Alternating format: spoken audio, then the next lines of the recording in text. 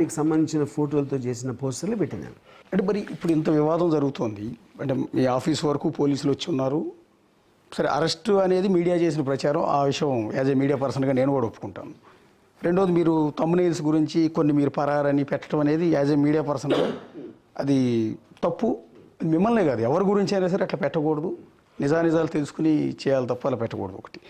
So ఈ నేపథ్యంలో అక్కడ నాకు ఒకటి ఇది అంటే ఇప్పుడు థంబ్నెయిల్స్ అనేది ఇవాళ రోజుల్లో అంటే ఇప్పుడు మీరు చాక్లెట్ అమ్మారు అనుకోండి, నా చాక్లెట్ కన్నా తీయ చాక్లెట్ ఉండదు. లేకపోతే చాలా సంవత్సరాల క్రితం లిమ్కా యాడ్ వచ్చేది, అదంటే 0 బ్యాక్టీరియా డ్రింక్ అని పెట్టారు. అంటే ఏంటి అర్థం, వేరే లింక్లో బ్యాక్టీరియా ఉందా అంటే అంతే కదా, కామన్ సెన్స్ అన్నిట్లో బ్యాక్టీరియా ఉంటుందని తెలుసు అందరూ.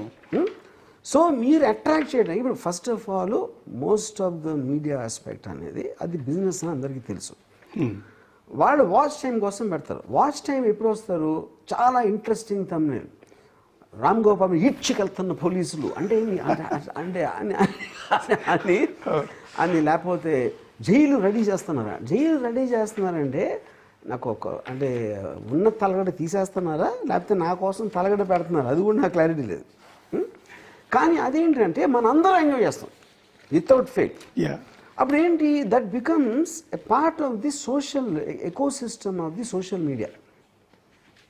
అప్పుడు మీరు కార్టూన్స్ని ఎలా ఆపలేరో థంబ్నెయిల్స్ కూడా అలాగే ఆపలేరు. ఆపడం కష్టం, అది చేయకూడదు కూడా నా ఫీల్. ఎందుకంటే మీరు ఒక విధంగా అది నన్ను ఇలా అంటారా అని నేను నా మనోభావాలు ఏంటి దెబ్బతిని నేను మళ్ళీ దాని మీద కేసు పెట్టి ఎవరైతే యూట్యూబ్ వాళ్ళు ఉన్నారో అది అనవసరం విషయం.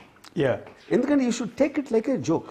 అది సటైర్ ఇట్స్ ఎవెన్చువలీ సంథింగ్. ఇప్పుడు ఇవాళ మీడియాలో ట్రూత్కి ఫాల్స్కి లైకి డిఫరెన్స్ అనేది పోయింది. I don't think it no longer exist.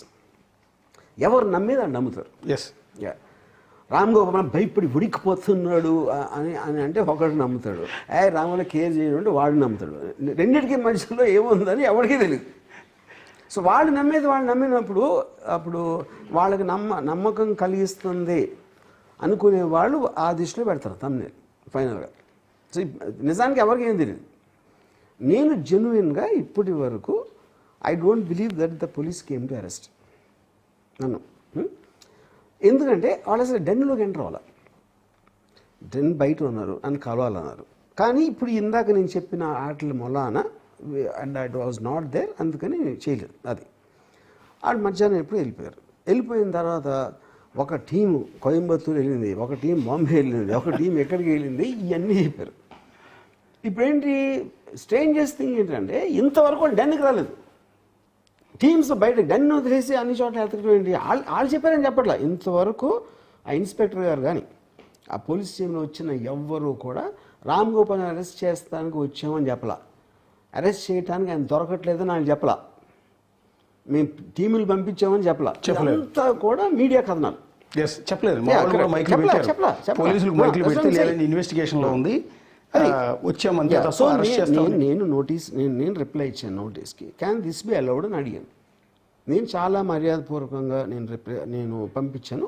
వాళ్ళు కూడా చాలా మర్యాదపూర్వకంగా బిహేవ్ చేశారు నాతో నోటీస్ ఇవ్వడానికి వచ్చినప్పుడు కానీ మొన్న కానీ. So eventually it's the law of the land. కాకపోతే వీళ్ళ వెనకాల ఎవరైనా వేరే లార్జర్ పిక్చర్ ఉందా అనే దాని మీద ఇప్పుడు నేను నా ఫోను లేకపోతే నేను ఈ 3 రోజులు కనపడకుండా ఉండటానికి 3 కారణాలు ఉన్నాయి. ఒకటి, I believe that there is a larger picture, I wanted to have a clarity on that ఒకటి, and before that legal recourse ఉంది. సెకండ్, నన్ను పరామర్శించే వాళ్ళు ఎక్కువైపోయి వాళ్ళ నుంచి తప్పించుకోవడానికి ఇవేంటి రంగుపరమైకి ఏమైపోతున్నావు, ఎలా ఉన్నావు, అవు అని వీళ్ళు. తర్వాత నా పక్కన ఉన్న వాళ్ళ మొహాలు చూడలేక వాళ్ళు ఏదో whatever the point is, ఇప్పుడు eventually I'm a citizen, I'm a little well known person. నేను ఎక్కడికి వెళ్తాను అసలు, ఎలా how is it possible for me to go anywhere.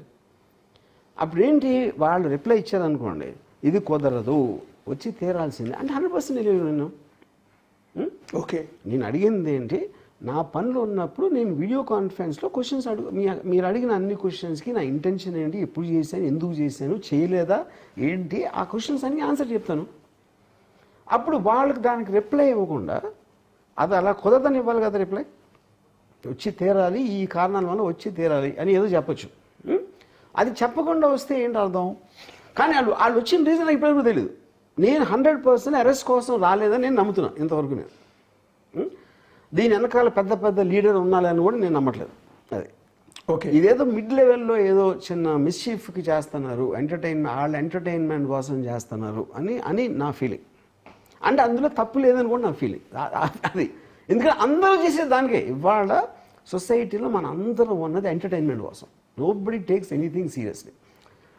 అప్పుడు నేనున్నాను అనుకోండి, నాకు అంటే దీన్ని తప్పించుకోవడానికి నేను పారిపోయి దుబాయో లేకపోతే ఎక్కడో వెళ్ళిపోయి దానికి ఏదో తప్పనిసరి పరిస్థితుల్లో నన్ను రిమాండ్ తీసుకుని జైలుకి తీసుకెళ్ళాలంటే I prefer to go to jail. ఎందుకంటే జైల్లో నాకు 2-3 మంచి కథలను దొరుకుతాయి. ఇదేం ఉరిశిక్ష కాదు కదా, ఇదేం మర్డర్ కేసు కాదు కదా, ఇదేమి హీనస్ క్రైమ్ ఆఫ్ వైలెన్స్ అది కాదు కదా. Eventually it's a technical aspect. అది నాకు ఇప్పటికి కూడా అది ఎలా అప్లై అవుతాయని, ఇప్పుడు నేను లాయర్ని కాదు, అవి ఎలా అప్లై అవుతాయనేది నాకు పెద్ద మిస్టరీ ఇప్పటివరకు అసలు. So that of course the court will decide, the highest authority, that's okay. Yeah. అంటే మీరు పోలీస్ జైలుకి వెళ్ళటానికి కూడా సిద్ధపడిపోయి ఉన్నారు. అది కేసు అంటే